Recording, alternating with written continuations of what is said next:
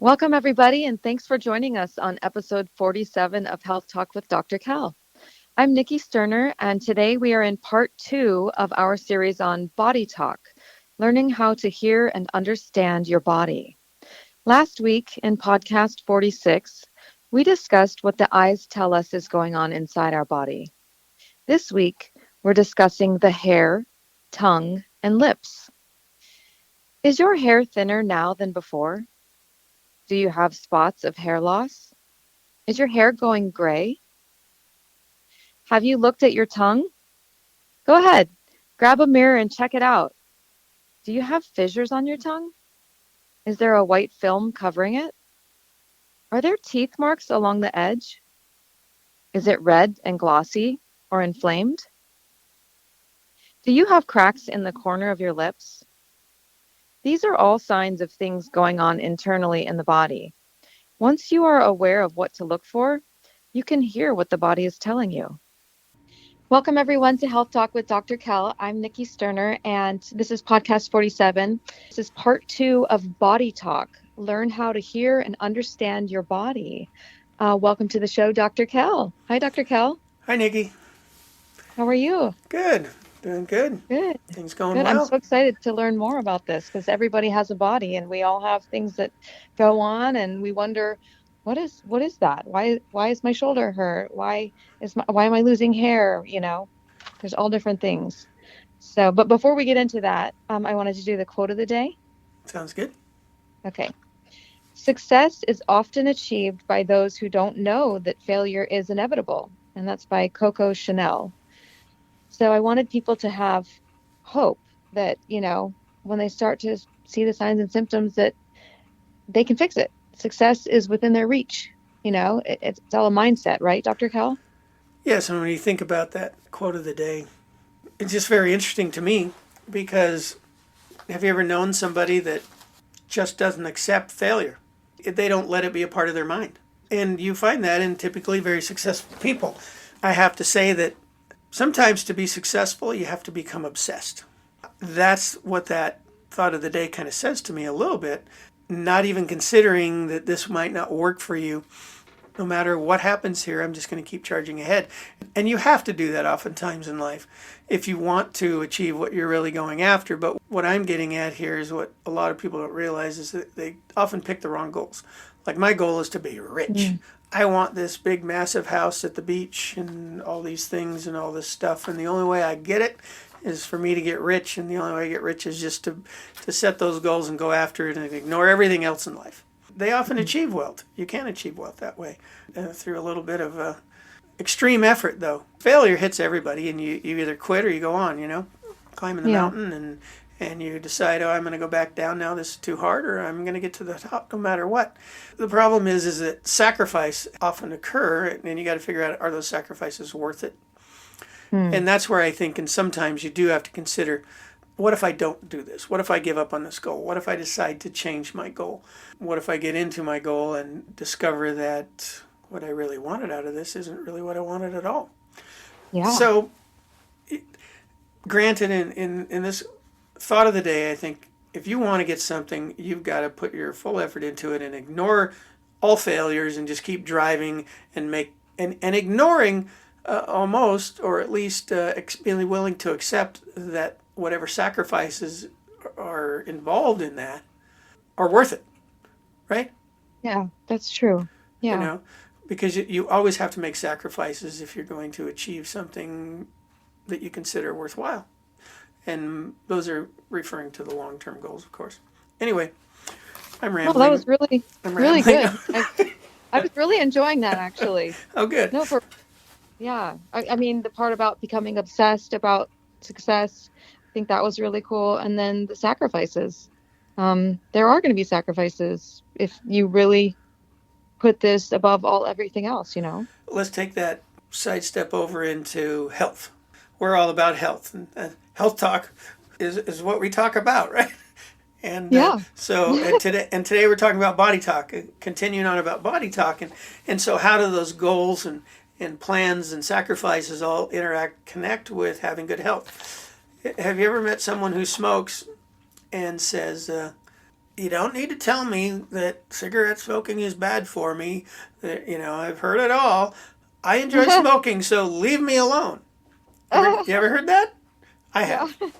have. It's I find this with religion, with health, with politics, with really any interest in life.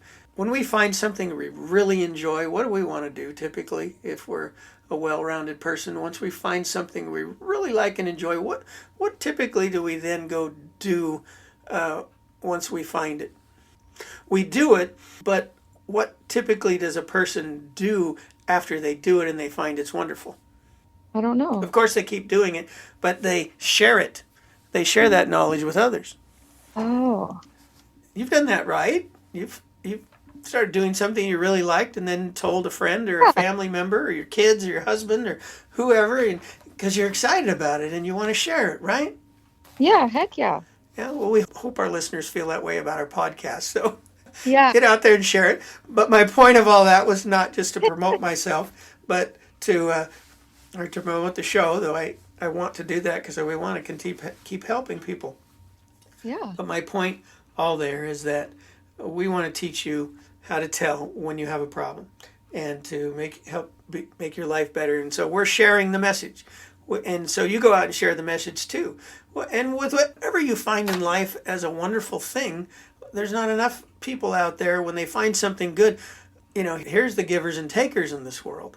A giver says, hey, this is really cool. You should come do it too. You'll probably enjoy it as well. And the taker says, I'm not going to tell anybody about this. Because if we get too many people doing it, it's going to mess it all up. And so they tend to hide it and covet it and become obsessed over it because it works for them, but they don't want to share. May I tell those people out there who are that way, you probably have a nutritional problem. And an imbalance in chemicals in your brain, your gut flora is off, because we should all be givers. And we should all be seeking to ignore the possibility of everything being overrun. Disneyland's a great place, but if it gets too packed, nobody gets to enjoy it mentality. And that's kind of what happens, right? I do have to admit, I only go to Disneyland in the wintertime when lines are short. But you get my point, right? Yes. Yes. Okay. Fair. We should all be givers. We should all be trying to spread the word and help each other and help each other live happier lives, because there's way too much misery on this planet. And if we're trying to deal with it alone, that's when we decide to leave. So, Yeah. We're not going to do an article of the day, by the way. Wanted to get into this a little more and cover a few more parts of the body. Today, we probably will have an article of the day next time, but we have plenty of information to cover here today to continue on, and we'll have a few podcasts on this topic. We're not sure how many just yet. So we were talking about, last podcast, we're going to talk about the hair and ran out of time. So we're going to go on to the hair. Okay. Are you happy with your hair, Nikki? I mean, my mom always tells me that I used to have thicker hair when I was younger. And I noticed sometimes my eyelashes fall out more than other times. Like they're thinner versus other times. So when you say hair, do you mean hair on your head or hair everywhere? I was referring to hair on your head, but yeah, it should apply to everywhere. You think about it, ironically, I think, is when men start losing their hair on top of their head, they still keep growing plenty of hair everywhere else. And, and sometimes become more hairy. Yeah. So it's an interesting balance there. But again, a sign that, and society just can't accept this, and the medical community doesn't teach it, that it is nutritional. I think I've mentioned this before. My grandfather was proof of that. He, back in the late 70s, he got lung cancer. Diagnosed with lung cancer. My grandmother was, which I've talked about before, was very into nutrition and natural healing and health. And so she found the Gershon Clinic, which is actually located in San Diego, went and spoke with them, and they have a facility in Tijuana. So some of the therapies they do are considered illegal in the United States. Again, competition, I believe. And Gershon, didn't want to do the podcast on the Gershons, but my point of it was he went there, his cancer, the spots on his lungs disappeared. and that took about 6 months. They were gone. Then he, unfortunately, became lazy, and he remember when I was mentioning the smoke thing earlier? Mm-hmm. Well, that was my Mm-hmm. grandfather. He Oh. oddly, get this, and this is same cycle with weight loss tied to so many different things. You make a life change, but you've lived most of your life doing something a certain way. You can change it temporarily, but it's really hard to totally and completely change to Yeah. something else because you've been doing that same thing for 30 years, 40 years, whatever it might be. Anyway, he started smoking again, and the spots came back, and he was much older then, and he said, "You know what? I'm just tired. I don't want to go back and do the diet and live and eat that kind of way all the time. I just can't. I don't care. I'm old. I enjoy smoking, and I'm gonna go. It's okay." And Mm-hmm. I was like, okay. I truly am a true believer that, we live and we die. We ought to be able to figure out and decide, if we can, how we're going to die and when we're going to go. I'd like to go pleasantly, and I think most people would. For my grandfather, it was like, that's okay. If you're happy doing that and that's the way you want to go out, go for it. Yeah. I personally feel that way because it's inevitable, and you might as well be happy in the process if you can. Mm-hmm. So anyway, got off topic. We were talking about hair. The hair, he was totally bald, and when he went on this Gershon program, his hair grew back in. What? Ironically, the hair specialist will tell you that once the hair follicle is dead, it will not grow hair again. And that's what happens in male pattern baldness. You're producing hormones in an irregular way, and those hormones are killing the hair follicles. And for some reason, it does it only on the head. I'm not sure why it's not killing the hair follicles all over your body, but it just seems to be on the head. Can you repeat that? The which part? So you said the hair follicles fall out, but what causes that? Imbalances in hormones, male and female hormones, testosterone and estrogen, and other things involved there too, and the amounts that are in your bloodstream, and those imbalances cause the death of those cells on your head. The hair follicles Wow. die, and so then you lose your hair. And we can talk about that in more depth sometime if we want to on another podcast specifically involved Mm-hmm. with hair loss and what you can do naturally to bring your hair back. Your hair going gray, same thing, related to hormone levels. And, we always think of it's due to old age. The reason it's due to old age is because as you get older, your body begins to stop functioning well because of the Western diet. And there are people out there, in fact, my own stepmother, who's 86, but she has black hair, and every now and then she'll get a little gray hair, but she has a full head of black hair, Are you and serious? never gone gray. Nope. Really? And people would typically call that, oh, that's genetic. I disagree. It's due to hormone levels in your body, your stress, your adrenal glands, all those things interact in the way as you age and as you eat poorly, provide yourself with the improper nutrients on a daily, consistent basis, which occurs over many years, your body is extremely resilient and can survive so much and for so long, but eventually and slowly it begins to break down. And as you renew those, your body's constantly renewing cells. Your blood's renewed every 90 days. And many other cells in your body are constantly dying and being remade. And unfortunately, if you're not giving the body the right nutrients, getting the right amount of exercise, and just keeping your emotional state in a good positive level all the time, the body just begins to down and dysfunction, and those cells, those new cells, don't function as well as the old cells. And that repeated over and over and over again, what's happening is you're dying of malnourishment, really, because your body, in a slow way, is just not getting all the right nutrients on a consistent basis. And you think Mm-hmm. you are because you're putting all kinds of stuff into your mouth, and all stuff is coming out the other end, but in between, the body's not in all those nutrients. Oftentimes, people, to begin with, they'll change what they're eating. It'll help, but until you fix the function of their gut and how it all works and getting everything else to function better, you're not absorbing all those nutrients properly and you're not getting full benefit of what you're eating, even if you're eating right. On to some other things about the hair. Okay. Hair loss could mean a thyroid issue. So if your thyroid is dysfunctioning, especially in women, and you start losing hair, there's something going on with your thyroid. So you said your hair has thinned over the years, or at least your mother said so, right? Mm-hmm. When you were in our clinic, was that any part of the process that Dr. Ingrid came up with as far as what was happening to you? Was your thyroid Um, ever an issue? no, we didn't do a bunch with the thyroid. I think it was more that like the stuff we were doing for the adrenal helped. Yep.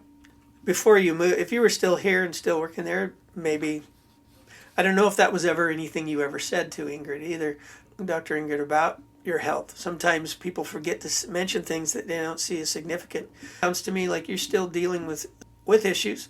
You're not totally back to perfect health yet. You've been exposed to strange things in your life that have made it difficult for you to fully heal. You know what I'm saying? Yeah, And yeah, so for you're sure. still on that path. It can be years to full, recovery. Your The move that thyroid might be a consideration for you. At least consider having someone look at your thyroid, or talking to Dr. Ingrid again about doing some thyroid testing and making sure that's not an issue. Yeah, I think going through the move was super stressful. And I think that's kind of when all of a sudden I had like a bunch of my eyelashes fall out.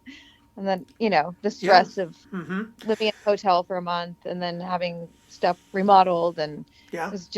it was a lot. So you tax the adrenal glands, but my point being, there may be, if you've got something that's gone on for long term, what your hair looks like today compared to 20 years ago, and look at yourself and go ahead and compare to other people. Do people who have the hairstyle and type you have, are you significantly thinner than they are? If not, I wouldn't be concerned. No matter what we do to ourselves, we're going to age, we're going to get old, we're going to die. The whole intent here is to help you have the healthiest quality of life and happiest life while you're here. Whether you're here for 10 years or 200. It wouldn't surprise me if someday man doesn't get that ability Hmm. back again to live a whole lot longer than he is today. We're making strides every day in improving people's health. And as soon as the government gets on board and they're allowing all the crap out there that we use that damages us to change that, and it probably won't change soon, we'll see significant changes and improvements in people's lives. Male pattern baldness and a receding hairline could mean an increase in adrenal androgen hormones. Adrenal androgen hormones are the hormones that increase in males as they age and begins that whole process of going bald. But it happens in women, and women actually can probably do more to balance it and resolve that problem quicker than men can. But again, if you're willing to go on a totally clean diet, I don't know what happened to my grandfather, if those hair follicles they thought were dead actually began working again, or if new hair follicles were created. I don't know. Yeah, But interesting. Let's really see. interesting. When you have spots of hair loss, alopecia, you have an autoimmune condition, or again, going back to the adrenal glands, autoimmunity. So there's a sign if you got hair loss and spots on your head, just little spots, the hair falls out. That's a sign of an autoimmune. And what is autoimmunity? It means your body's seeing itself as a foreign invader and starts destroying it. The immune system, and really what's causing that is your immune system is dysfunctioning. Your immune system's not working right. Either it's been overtaxed, or there's something else in the whole process, the cycle, that's been disrupted. Those kinds of things can be helped naturally, nutritionally, and oddly enough, also it all interconnects with your emotions and your physical fitness. All those Hmm. things are interconnected. So to autoimmunity, but don't want to get off topic here. You're wanting to know science. Let's go to the tongue. The tongue is an Oh, interesting thing. Look at your tongue, Nikki. okay. Okay, let's see. Fissures and geographic tongue is caused by unhealthy bacteria or lack of B12. So you have fissures in your tongue. That could be connected to vitamin B deficiency or an excessive amount of bacteria in your mouth. What's a fissure? Like be indented. Like if I always think about if I'm looking at the Grand Canyon and the plateaus on top are all smooth and then it dips down into the canyon. The tongue can get to be looking like that, like you got little canyons in your tongue Huh. and little indentations. A white film on your tongue is a yeast overgrowth.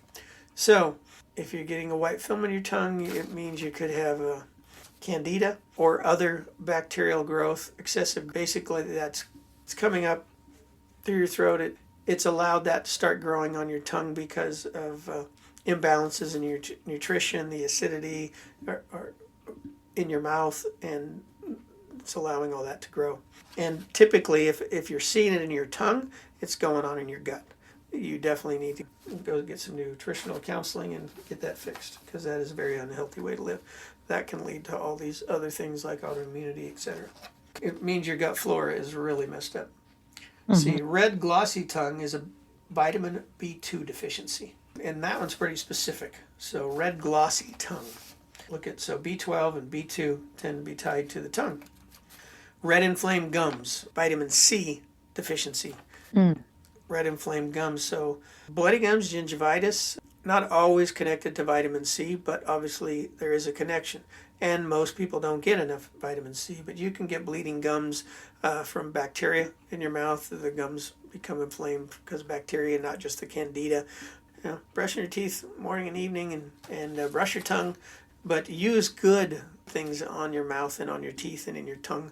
The over-the-counter toothpaste that they sell now by the main toothpaste manufacturers, don't recommend.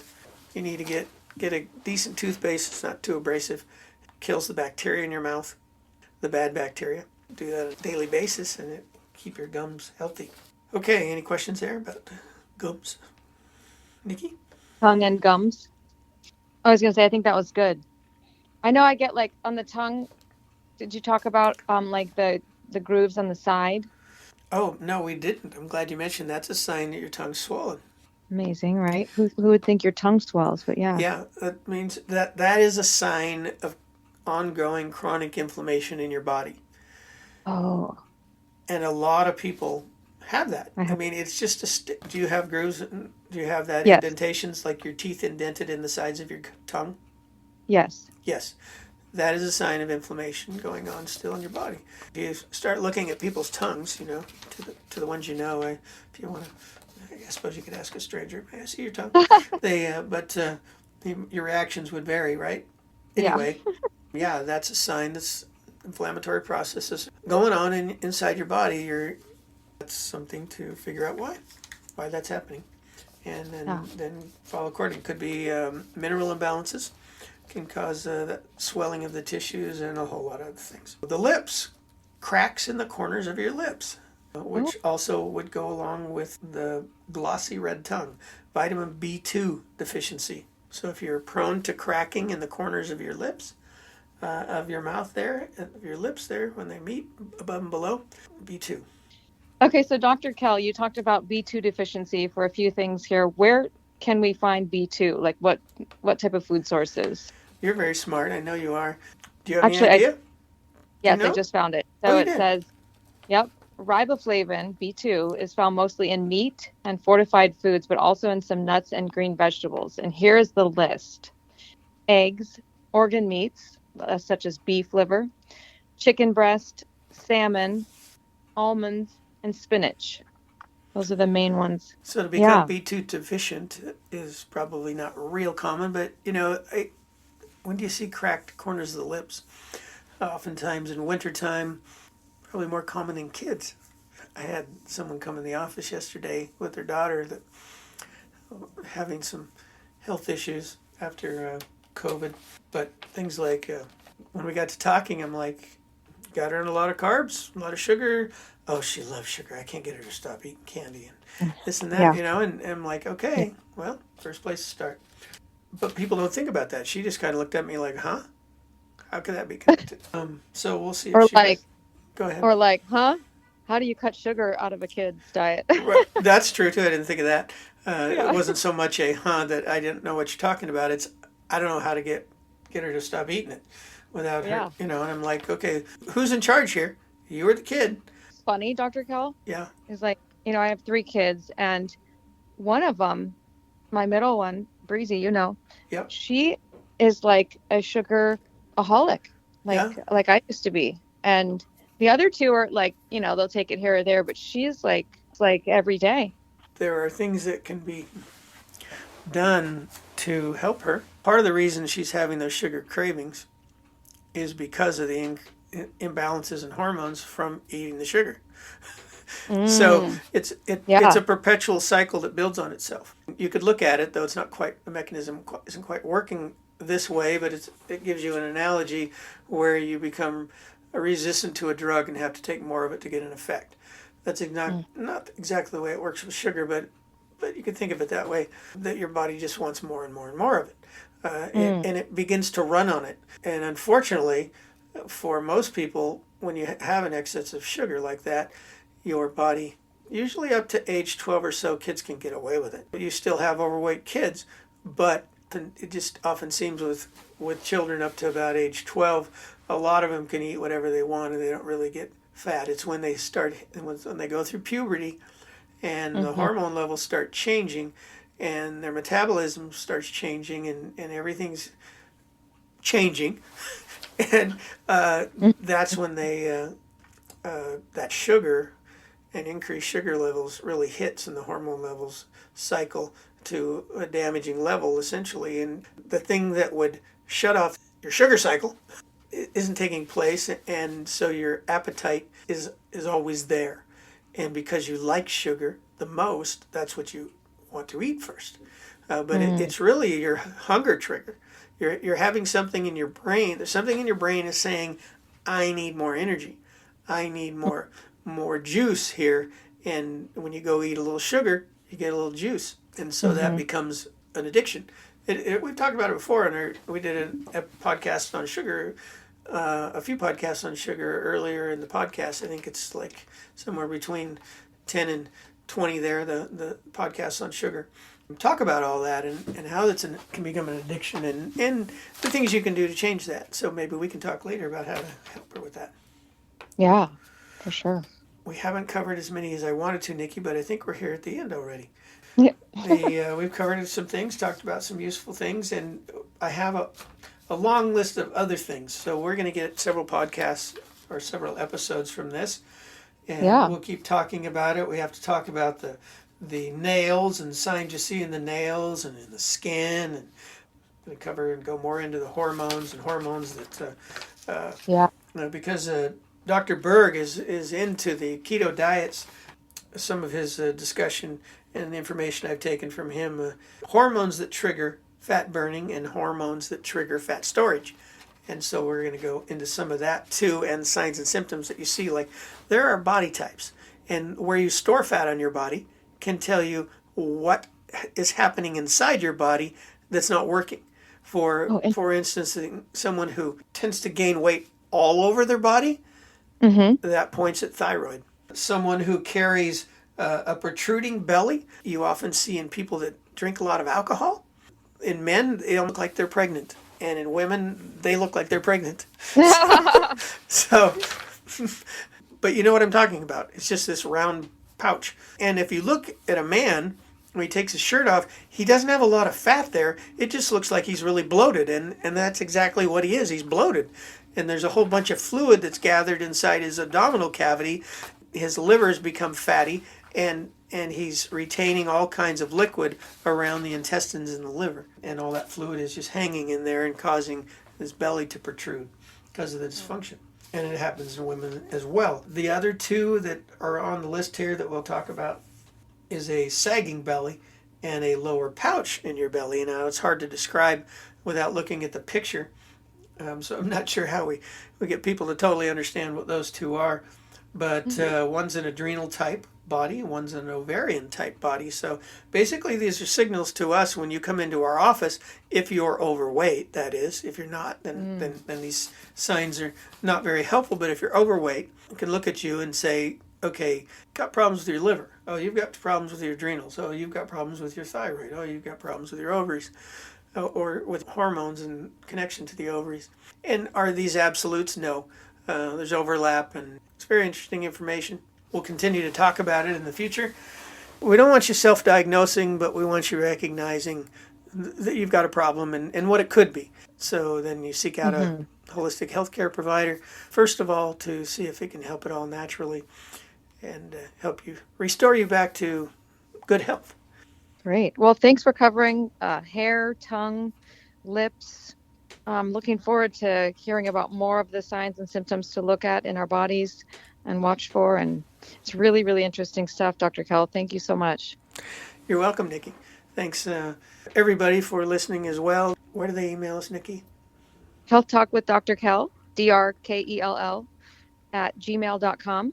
If you're ever interested in learning about more great health and hygiene products, check out oceanbaynaturals.com. They have all natural deodorants now and are soon to add more products there. Skin healing, very good products. Organic, Yes. natural. Soon to have many more up there, all for the face and the hands and feet and on and on and on. We have several dozen products we plan to put out on the market over the next few years. And Great. so, we can't forget, if you need Standard Process supplements, go to holistichealth.standardprocess.com, and you'll find those less expensive there than other places online. Or give us a call so that we can actually help you with your health problem and help you understand what you should be taking to help improve your health. Don't guess. Don't guess or just read something and go by what it says, because your problem may be totally caused by something different. Great. Yes. Okay. All right. I think I'm talked Thanks out. for listening, everybody. We drop our podcast on Tuesdays, so please come and join us again. And share the podcast with your friends and family. Help them to see what the signs and symptoms are in their bodies that they're experiencing. You know, we're all about health here, right, Dr. Kell? Exactly, Nikki. Thanks so much, Nikki, for being our host of the show. You're an excellent host, I just want to say. Oh, thank you. It's my pleasure. Thanks for being the professor. You're welcome. All right. Thanks, Okay. everybody. Bye-bye. Okay, bye-bye. While we make every effort to broadcast correct information, we are still learning. We will double-check all facts, but realize that medicine is a constantly changing science and art.